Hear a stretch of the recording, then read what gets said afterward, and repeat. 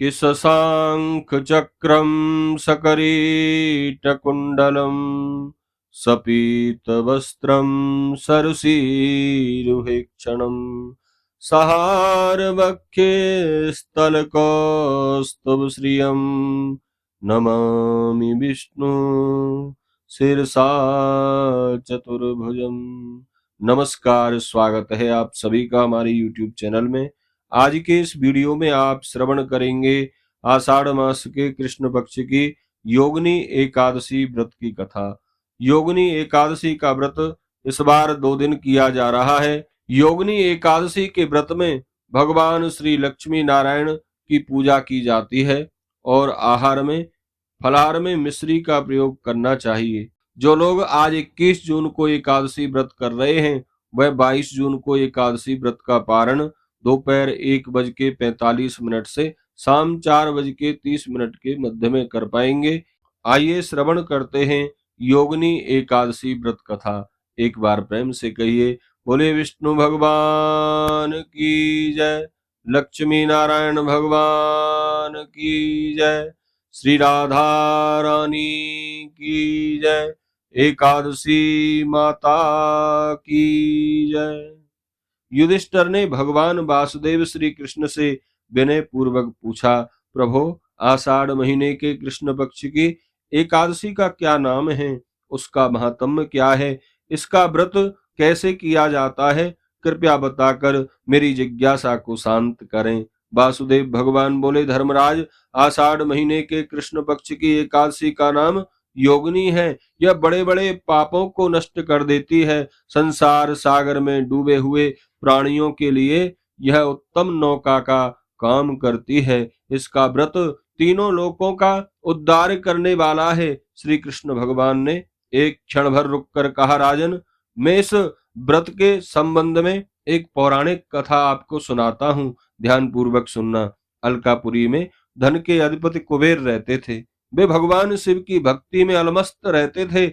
एक यक्ष उनका सेवक था। उसका नाम था हेममाली। वह पूजा के लिए फूल लाया करता था। उस यक्ष की पत्नी का नाम था विशालाक्षी। विशालाक्षी अत्यंत सुंदर स्त्री थी। यक्ष सदा अपनी पत्नी पर मोहित रहता था। वह पत्नी की अत्यंत वशीभूत था। एक दिन जब वह मानसरोवर से कुबेर महाराज के लिए पूजन के लिए फूल लेने के लिए गया तो वह अपने घर पर ही रुक गया और अपनी पत्नी के साथ रमण करने में व्यस्त हो गया। उसे ध्यान ही नहीं रहा कि महाराज कुबेर को पूजा के लिए फूल मुझे लाकर देने हैं।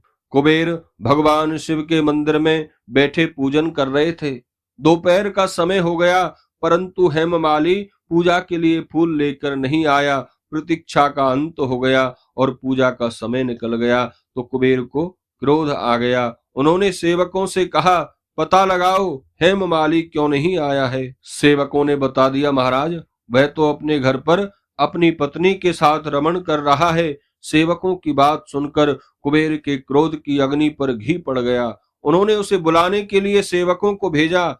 अब उसे ध्यान आया कि यह तो बड़ा अनर्थ हो गया। अतः वह भयभीत हो गया और आकर कुबेर के सामने खड़ा होकर कांपने लगा, क्षमा मांगने लगा। उसे देखते ही कुबेर महाराज क्रोध से भर गए। उनकी आंखें लाल हो गईं। उन्होंने कहा, अरे पापी, दुष्ट, दुराचारी, तूने भगवान शिव की अवज्ञा की है, अतः तू कोढ़ी हो जा, अपनी प्रेयसी पत्नी से बिछुड़ जा और यहाँ से कहीं दूर चला जा। कुबेर के यह कहते ही वह उस स्थान से नीचे गिर गया। उस समय उसे बड़ा कष्ट हो रहा था। कोढ़ से सारे शरीर में बड़ी पीड़ा हो रही थी, पर वह भी शिव भक्त था, अतः उसकी स्मृति भंग नहीं हुई। पाप से पीड़ित होने पर भी उसे पूर्व जन्म की बात याद रही। इधर उधर घूमता हुआ वह मेरू पर्वत की चोटी पर पहुंच गया। यहाँ उसे मार्कंडे मुनि के दर्शन हुए। मार्कंडे मुनि बड़े तपस्वी थे। पापी यक्ष ने दूर से ही मुनि के चरणों में प्रणाम किया। मुनि ने उसे भय से कांपता हुआ देखा तो परोपकार की इच्छा से अपने पास बुला लिया। वह निकट आया तो वे बोले, तुझे यह कोढ़ का रोग कैसे लग गया है? तेरा रूप निंदा के योग्य कैसे हो गया है? यक्ष ने उत्तर दिया, मुने, मैं राजाधिराज कुबेर का सेवक हूँ। मेरा नाम हेममाली है। मैं प्रतिदिन उनके लिए पूजा के लिए मानसरोवर से फूल चुनकर लाया करता था। एक दिन अपनी स्त्री पर मोहित होकर सहवास सुख में फंस गया, अतः मुझे यह ज्ञान ही नहीं रहा कि मुझे महाराज की पूजा के लिए फूल लेकर जाने हैं। अतः उन्हें क्रोध आ गया और मुझे कोढ़ी होने का श्राप दे दिया, जिससे मैं इस कोढ़ से पीड़ित हो गया हूँ, अपनी प्यारी पत्नी से बिछुड़ गया हूँ। हे मुनीश्वर, मैं अपने किसी पुण्य कर्म के प्रभाव से आपके पास आ पहुंचा हूँ। संत महात्मा बड़े परोपकारी होते हैं, अतः मुझ अधम पापी को उपदेश देकर कृतार्थ कीजिए कि मुझे क्या करना चाहिए। मार्कंडे जी ने दया से द्रवित होकर कहा, तुमने मुझे सब कुछ सच सच बता दिया है, कोई भी बात छुपाई नहीं है, झूठ बोलकर अपना अपराध नहीं छुपाया है, इसीलिए मैं तुमसे बहुत प्रसन्न हूँ। अतः मैं तुम्हें एक ऐसा व्रत बताता हूँ जिससे तुम्हारा कल्याण हो जाएगा। तुम आषाढ़ महीने के कृष्ण पक्ष की एकादशी का व्रत करो, उसे योगिनी एकादशी कहते हैं। इस व्रत के पुण्य के प्रभाव से तुम निश्चय ही इस कोढ़ से छुटकारा पालोगे। ऋषि के इन वचनों को सुनकर हेममाली ने उनके चरणों में साष्टांग दंडवत प्रणाम किया। मुनि ने उसे उठा लिया तो उसे बड़ी प्रसन्नता हुई। मुनि के उपदेश के अनुसार उसने योगिनी एकादशी का व्रत किया। इस व्रत के पुण्य के प्रभाव से उसके शरीर का कोढ़ मिट गया। अब वह पूरी तरह स्वस्थ हो गया और सुखी भी। भगवान श्री कृष्ण ने युधिष्ठिर से कहा, हे नृपश्रेष्ठ, योगिनी एकादशी का यह व्रत बड़ा ही प्रभावशाली है। इसे करने से वैसा ही फल प्राप्त होता है जैसा 88,000 ब्राह्मणों को भोजन कराने से पुण्य मिलता है।